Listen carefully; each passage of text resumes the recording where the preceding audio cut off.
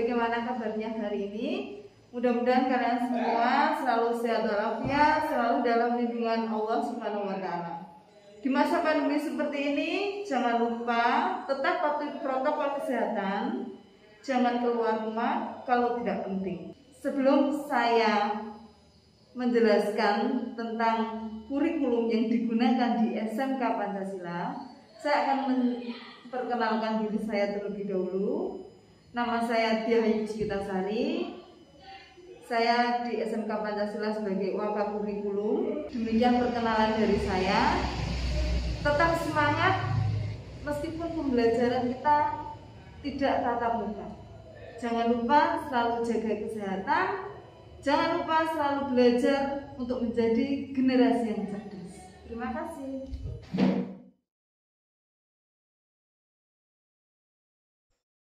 Assalamualaikum warahmatullahi wabarakatuh. Bagaimana kabarnya hari ini? Mudah-mudahan selalu sehat semuanya. Pada hari ini saya akan menjelaskan tentang pembelajaran yang berlaku di SMK Pancasila, yaitu pembelajaran dengan menggunakan kurikulum 2013. Apa itu kurikulum? Kurikulum adalah alat yang digunakan untuk mencapai pendidikan yang dinamis.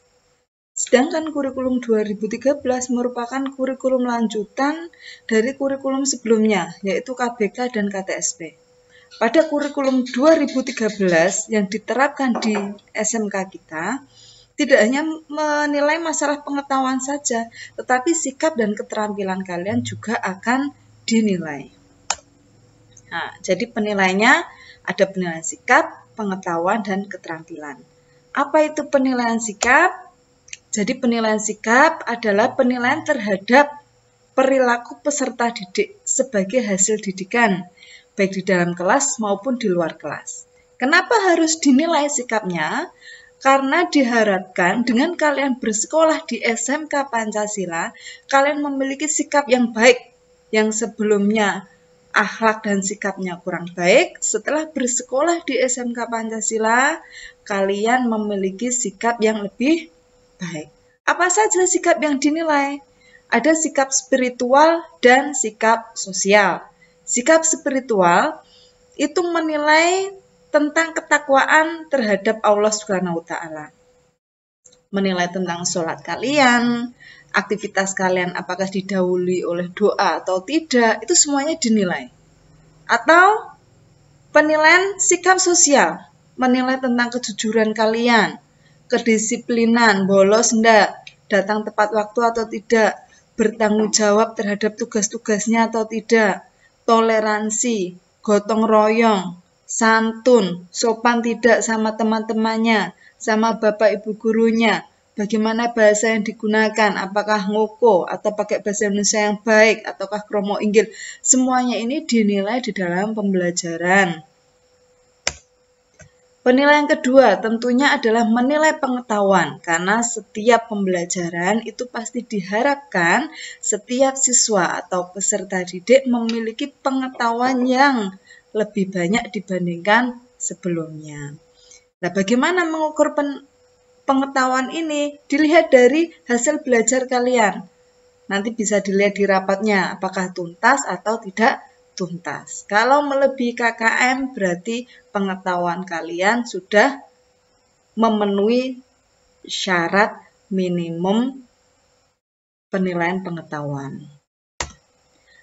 Yang ketiga adalah penilaian keterampilan. Maksudnya bagaimana penilaian keterampilan, Bu? Jadi dalam proses pembelajaran tidak hanya melihat pada hasil akhirnya saja. Tidak hanya melihat pada jawaban akhirnya saja, tetapi proses di dalam pembelajarannya itu juga dinilai. Misalnya di dalam pembelajaran ada kegiatan saling bertanya, saling berdiskusi, mempresentasikan hasil kelompok, keterampilan di dalam mengerjakan sesuatu, rajin mengumpulkan tugas, itu semuanya masuk di dalam penilaian keterampilan.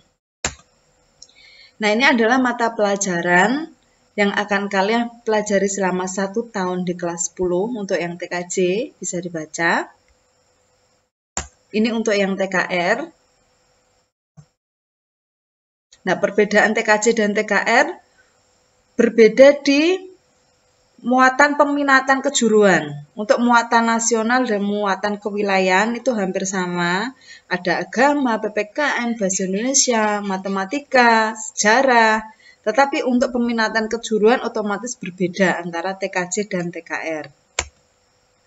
Bagaimana pelaksanaan pembelajaran dengan kurikulum 2013? Ini yang perlu kalian pahami. Jadi ada 3 kegiatan di dalam pelaksanaan pembelajaran.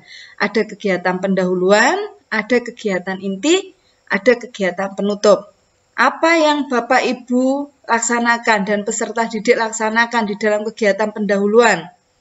Mengkondisikan suasana belajar agar menyenangkan. Mendiskusikan kompetensi atau materi yang sudah dipelajari sebelumnya dihubungkan dengan materi yang saat ini akan dipelajari. Menyampaikan secara garis besar manfaat apa yang diperoleh setelah saya belajar materi ini. Menyampaikan garis besar materi yang dipelajari. Dan penilaian apa yang akan digunakan di dalam pembelajaran ini. Tentunya ada 3 penilaian tadi. Kegiatan inti. Nah, intinya di dalam kegiatan inti pada kurikulum 2013 ini adalah pembelajarannya berbasis kepada peserta didik. Jadi, guru tidak menyampaikan materi secara detail, terus peserta didik hanya mendengarkan, kadang ngantuk, kadang main HP, gurunya yang bingung menyampaikan materinya. Nah, tidak seperti itu.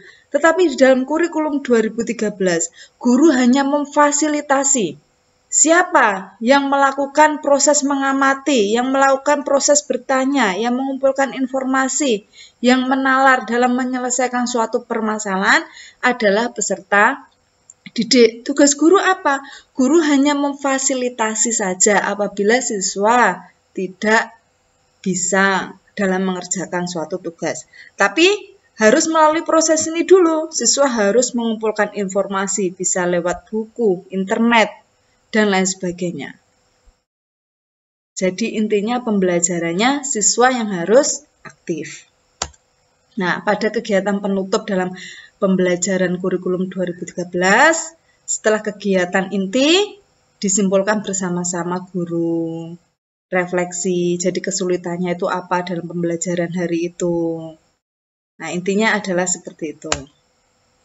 Nah, proses kegiatan belajar mengajar di SMK Pancasila ini adalah waktu kegiatan tatap muka. Jadi, mudah-mudahan pandemi ini segera berakhir, kalian bisa tatap muka kembali, kita bisa bertemu langsung dan mengajar langsung di SMK Pancasila. Jadi, kegiatannya sebelum belajar itu masuk jam 7, terus doa bersama, menyanyikan lagu Indonesia Raya, setelah itu membaca juz amma bersama-sama. Setelah kegiatan belajar mengajar di akhir, yang dilakukan adalah sebelum pulang menyanyikan lagu wajib nasional, doa bersama.